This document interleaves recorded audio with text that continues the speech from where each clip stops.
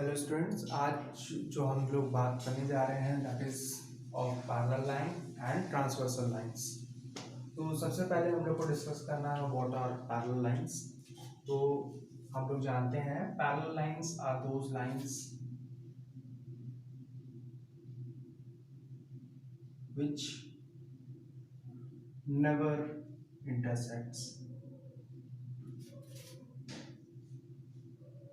या फिर इसी को कुछ बुक्स में हम लोग जो डिस्कस करते हैं दैट इज अगर वो इंटरसेक्ट भी करेंगे तो दे विल इंटरसेक्ट एट और दे इंटरसेक्ट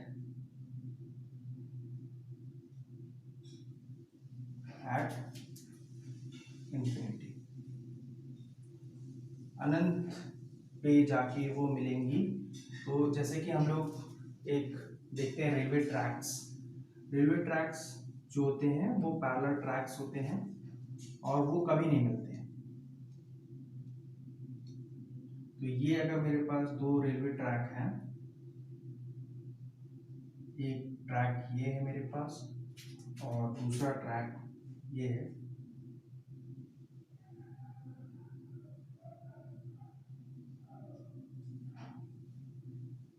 तो ये दोनों जो है इनको बोल रहा है, जो ट्रैक्स हैं इनको बोल रहे हैं हम लोग these two are parallel lines.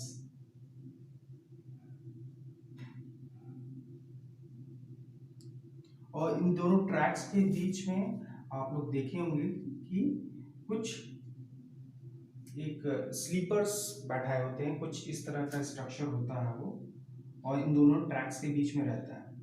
तो जो ये स्लीपर है यहाँ पे, इसको हम लोग ट्रांसवर्सल लाइन कह सकते हैं, यानी कि एक ऐसी लाइन जो कि दोनों ही ट्रैक्स को एक सर्टेन पॉइंट पे कट कर रही है, तो उसी को हम लोग बोल रहे हैं ट्रांसवर्सल लाइन।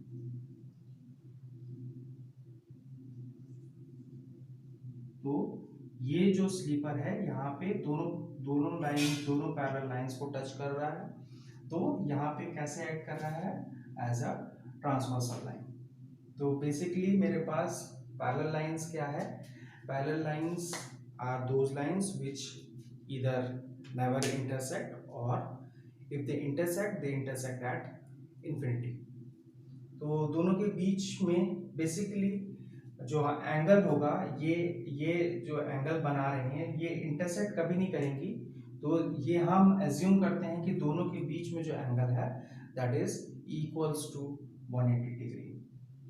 तो हमारे पास सबसे पहले पैरेलल लाइन आ गई।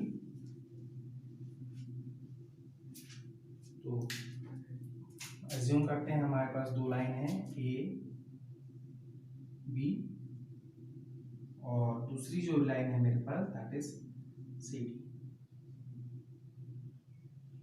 तो अब ये कभी इंटरसेक्ट नहीं करेंगी। अब हमने एक लाइन एज्यूम कर ली that is E and F. तो अब वो कह रहा है कि जो हमारे पास एफ है वो इंटरसेक्ट कर रही है both line A B and C D को। F is intersecting A B at O, या पी एज्यूम कर लेते हैं, दिस इज पी। और जो हमारे पास सेम लाइन ई एफ है they will intersect C D at Q. तो जो हमारे पास लाइन है पी क्यू ई एफ, वो इंटरसेक्ट कर रही है लाइन ए बी को at point P, whereas it is intersecting line C D at point Q. तो ये दोनों जो लाइन है lines A B and C D are considered to be parallel lines,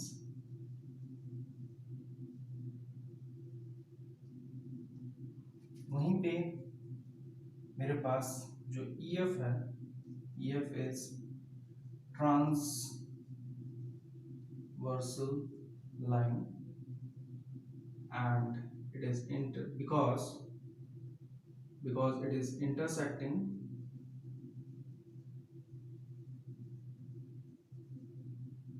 both lines AB and C। तो यहाँ पे मेरे पास EF जो है दैट इज ट्रांसवर्सल लाइन, इसको हम लोग लिख सकते हैं ट्रांसवर्सल लाइन। वहीं पे जो हमारे पास ABCD है those are considered to be parallel lines. Parallel lines denote करने के लिए हम लोग यूज करते हैं सिंबल।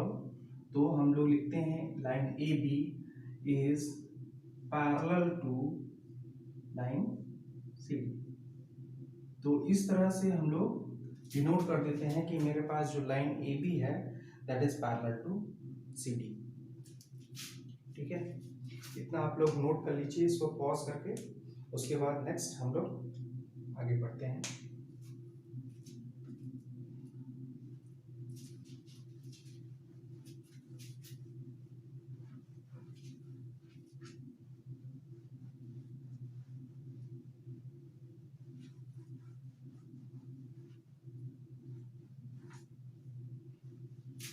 तो अगेन मैं कंसिडर कर लेता हूं मेरे पास एक गिवन लाइन है AB और मेरे पास दूसरी गिवन लाइन है CD और EF जो है that is the transversal line और जो कि कट कर रही है at P, the point is P and Q, this is Q। तो अब सबसे पहले हम लोग नेमिंग कर लेते हैं डिफरेंट एंगल्स की।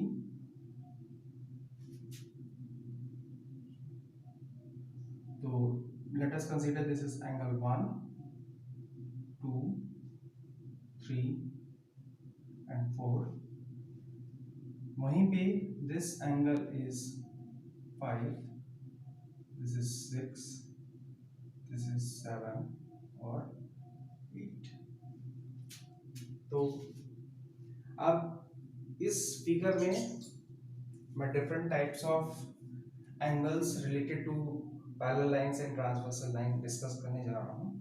तो सबसे पहला जो एंगल टाइप ऑफ एंगल हम लोग देखते हैं दैट इज corresponding एंगल्स। तो सबसे पहले हम लोग करस्पॉन्डिंग एंगल्स की बात करते हैं। तो करस्पॉन्डिंग एंगल बेसिकली यहाँ पे हम अगर देखेंगे तो एंगल 1 जो है वो AB के ऊपर है, AB लाइन जो हमारे पास है उसके ऊपर है, दिस एंगल इज एंगल 1। तो इसके इक्वल जो एंगल है मेरे पास दिस इज एंगल 5। हमारे पास बेसिकली जो एंगल 1 एंड एंगल 2 है, पहले हम लोग अंडरस्टैंड करते हैं। Angle 1 plus angle 2 is equals to 180 degrees. That means angle 1 and angle 2 linear pair form कर रहा है। वहीं पे एंगल 5 एंड 6 देखिए, अभी पहले हमने क्या किया, लाइन AB के ऊपर के एंगल्स की बात कर रहे हैं। सिमिलरली हम लोग लाइन CD के ऊपर के एंगल्स की बात कर रहे हैं। तो angle 1 plus angle 2 is equals to 180 degrees. वहीं पे अगेन जब लाइन CD की हम जो बात करेंगे तो angle 5 plus angle 6 is equals to 180 degrees.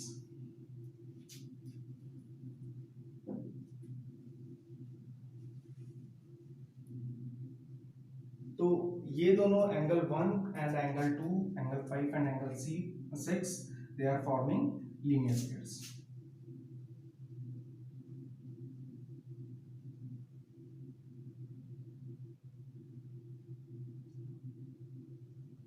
अब हम लोग देख सकते हैं कि अगर मैं लाइन EF की बात कर रहा हूं तो एंगल 1 और एंगल 4, एंगल 5 एंड एंगल 7 ये भी लीनियर पेयर फॉर्म करेंगे।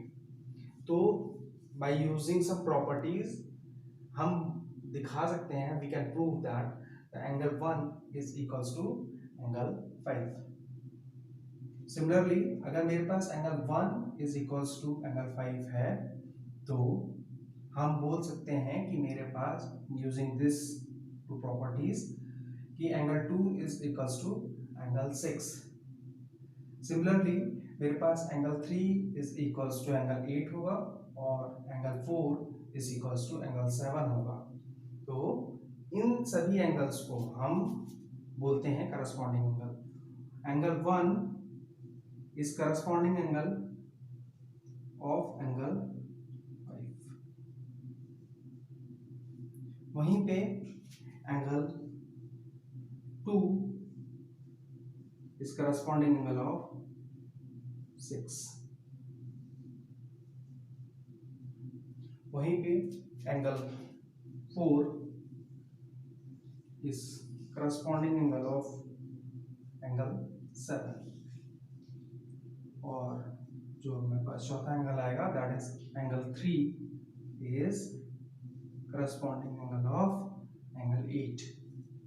तो ये चार हमारे पास करस्पॉन्डिंग एंगल किसी भी पैरेलल लाइन और ट्रांसवर्सल लाइन के बीच में आएंगे। इसमें एक एंगल हम ट्रांसवर्सल लाइन किसी भी तरह से ले सकते हैं। अभी मैं दूसरा एक एग्जांपल लेके दिखाऊंगा। तो basically 1 is equals to 5, 2 is equals to 6, 4 is equals to 7 और 3 इज इक्वल्स टू 8 और इन्हीं को हम बोलते हैं सबसे पहले करस्पॉन्डिंग एंगल।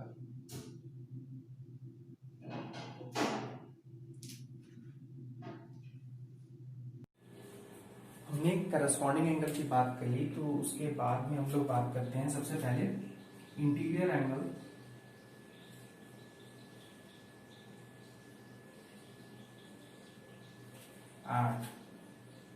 जो दूसरा है हमारे पास, पहला है इंटीरियर एंगल और दूसरा है एक्सटीरियर एंगल।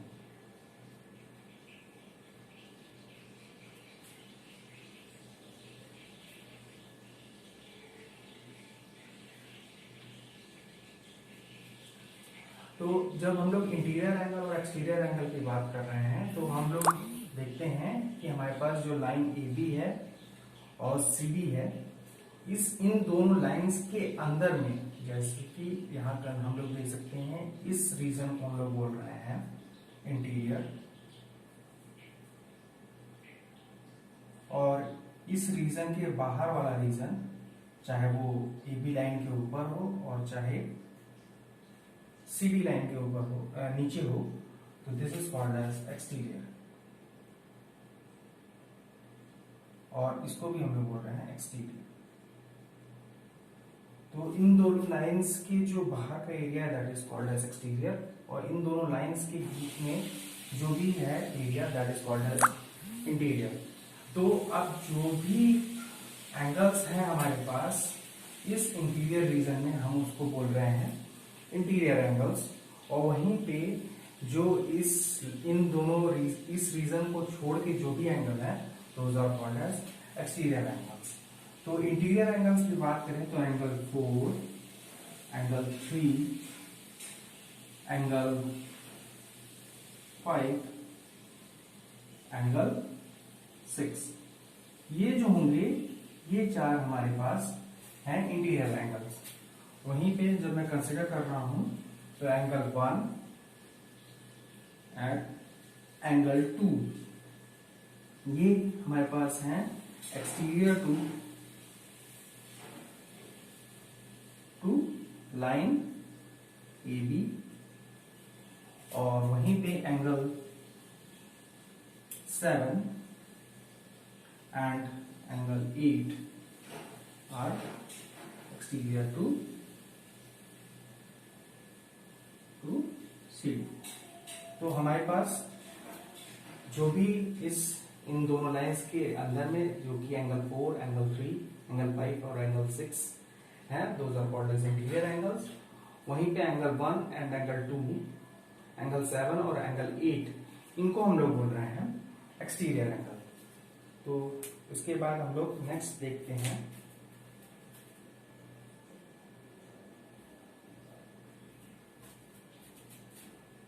एक टर्म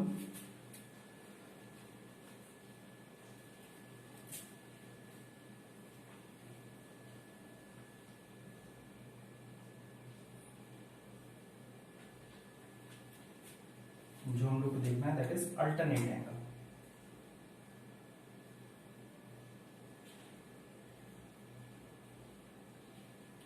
अल्टरनेट एंगल बेसिकली हमारे पास दो टाइप का हो सकता है। पहला है हमारे पास इंटीरियर एंगल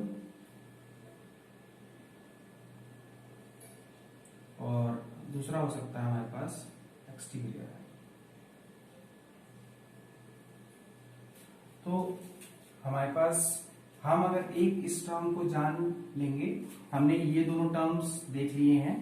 इंटीरियर एंगल का हम लोग डिस्कस कर चुके हैं, दैट इज 4, 3, 5 एंड 6। वहीं पे एक्सटीरियर एंगल की हम लोग बात कर सकते हैं 1, 2, 7 एंड 8।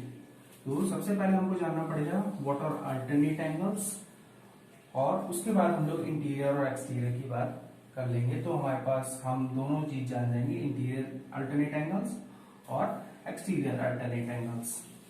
तो अल्टरनेट एंगल का मतलब ये हुआ कि for example we are considering the angle 1। अगर मैं कंसीडर कर रहा हूं एंगल 1, तो उसके बाद मुझे, अगर मैं एक्सटीरियर की बात कर रहा हूं तो मुझे एक्सटीरियर एंगल्स को ही कंसीडर करना है। अगर मैं इंटीरियर एंगल्स की बात कर रहा हूं तो हमको इंटीरियर एंगल्स की ही बात करना है। तो जैसा कि एंगल 1 जो है दैट इज एक्सटीरियर एंगल।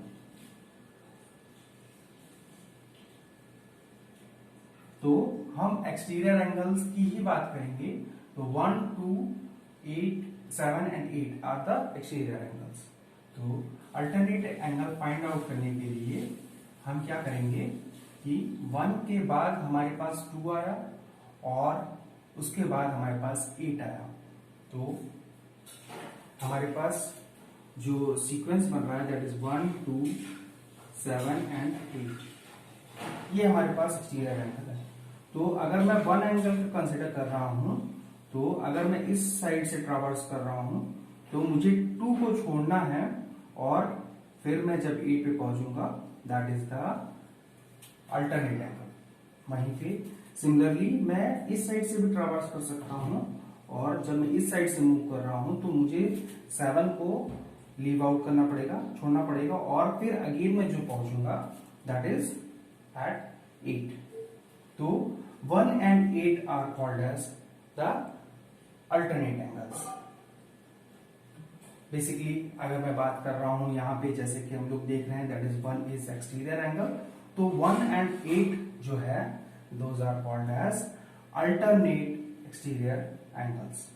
वहीं पे अगर मैं बात कर रहा हूं तो बेसिकली हम लोग यहां से ये चीज जान सकते हैं कि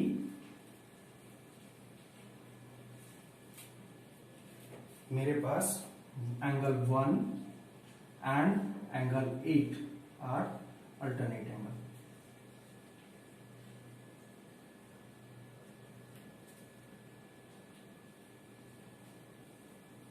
वहीं पे अगर मैं बात कर रहा हूं कि एंगल 2 मैंने कंसीडर किया, कंसीडर एंगल 2, तो होगा क्या कि मैं 2 कंसीडर किया हूं तो अगेन मेरे पास सीक्वेंस जो है वो सिमिलर है।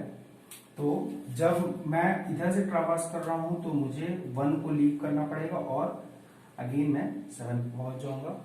सिमिलरली जब मैं इधर से ट्रैवर्स कर रहा हूं तो मुझे 8 को लीव करना पड़ेगा और 7 पे पहुंच जाऊंगा मैं। तो जब मैं कंसीडर कर रहा हूं 2 को, तो मेरे पास जो 7 है that is the alternate angle of 2। तो यहां से 1, उसके बाद मैंने 2 को लीव आउट किया और हमारे पास जो 8 है that is the alternate angle.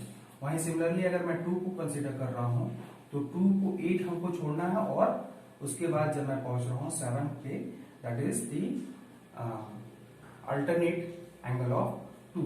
Similarly मैं यहां से भी ट्रैवर्स कर सकता हूं 1 छोड़ के, फिर अगेन मैं 7 पे आ सकता हूं, और अगर मैं 1 को कंसीडर कर रहा हूं तो 7 छोड़ के अगेन हम लोग जो 8 पे आ सकते हैं। तो मेरे पास 1 and 8 सिमिलरली हमारे पास क्या है angle 2 and angle 7 are alternate angle. और बेसिकली जब मैं बात कर रहा हूं दीज आर एक्सटीरियर एंगल्स, तो इसमें हम लोग एक टर्म और जोड़ देते हैं, that is called as alternate exterior angle. ठीक है, तो ये दोनों हो गए हमारे पास अल्टरनेट एक्सटीरियर एंगल। सिमिलरली मेरे पास अल्टरनेट इंटीरियर एंगल्स भी आएंगे, तो ये आप नोट कर लीजिए। उसके बाद हम लोग बात करते हैं अल्टरनेट इंटीरियर एंगल्स के बारे में। तो हमारे पास जो आ चुके हैं, अगर मैं नोट करूं, पहले हम डिस्कस कर लेते हैं एक्सटीरियर। तो इंटीरियर एंगल्स में अगर मैं कंसीडर कर रहा हूं, कंसीडर एंगल 4, तो हमको अब यहाँ पे केवल और केवल इंटीरियर एंगल्स की बात करनी है, 4, 3, 6 एंड 5। तो 4 जब मैंने कंसीडर किया तो 3 को लीव आउट करके मेरे पास जब मैं 6 पे आऊंगा, दैट विल बी, जैसे हम लोग देख रहे थे 4, 3, 6 एंड 5, ये हमारे पास एंगल्स हैं। तो अगर मैं 4 को कंसीडर कर रहा हूं तो मुझे 3 को छोड़ना है, और एक एंगल जब मैं छोड़ के और दूसरे एंगल पे जब पहुंच रहा हूं तो that is the alternate angle. Similarly इधर से भी हो सकता है, मैं 5 को लीव आउट करके 6 पे पहुंच जाऊंगा। तो जब मैं 4 को कंसीडर कर रहा हूं तो angle 4 and angle 6 are alternate angles. Similarly angle 3 and angle 5 will be alternate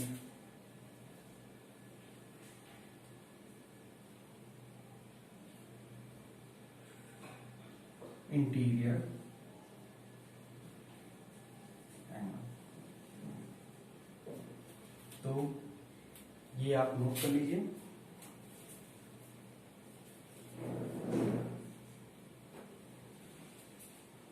तो आज जो हमें इस पूरे अभी तक जो देखा है, हम उसको नोट डाउन कर लेते हैं। सबसे पहले हमने देखा कॉरस्पॉन्डिंग एंगल्स,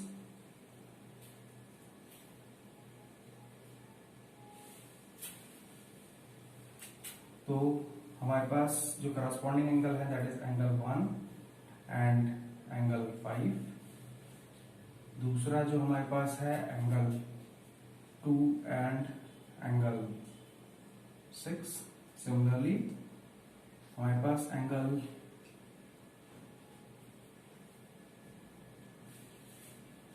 4 एंड एंगल 7 है, और चौथा जो है हमारे पास एंगल 3 एंड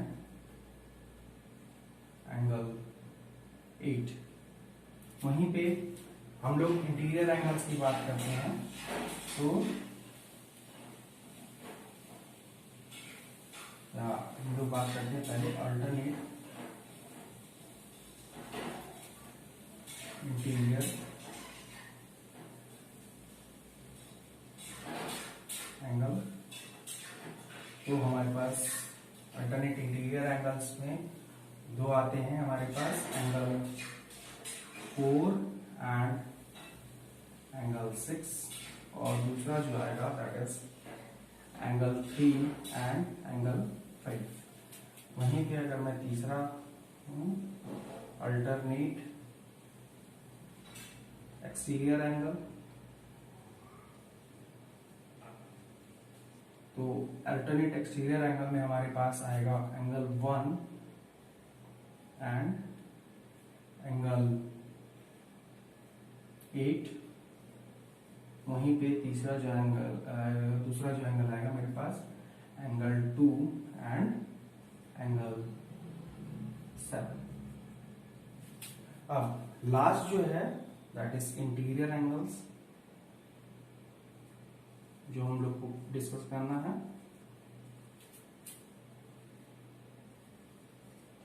बेसिकली तो इसमें हम लोग एंगल 4 एंड एंगल 5, ये दोनों एंगल 4 और एंगल 5, और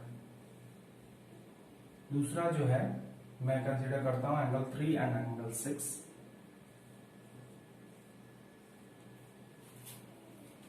और वहीं पे एक्सटीरियर एंगल है हमारे पास,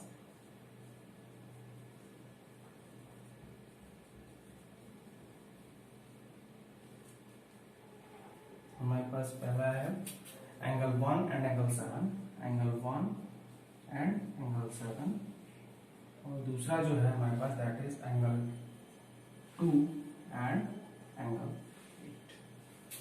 तो बेसिकली अगर ये इंटीरियर और एक्सटीरियर एंगल ये चारों ही हमारे पास हैं, इंटीरियर एंगल्स में एंगल 4, 5, 3 एंड 6, एक्सटीरियर एंगल में 1, 7, 2 एंड 8।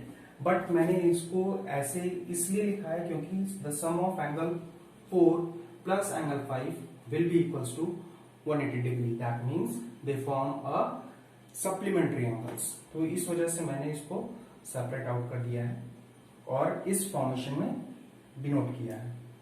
तो आज के लिए बस इतना ही, और नेक्स्ट लेक्चर में इसको हम आगे कंटिन्यू करेंगे और इससे रिलेटेड पैरेलल लाइन से रिलेटेड हम लोग प्रॉब्लम सॉल्व आउट करने की कोशिश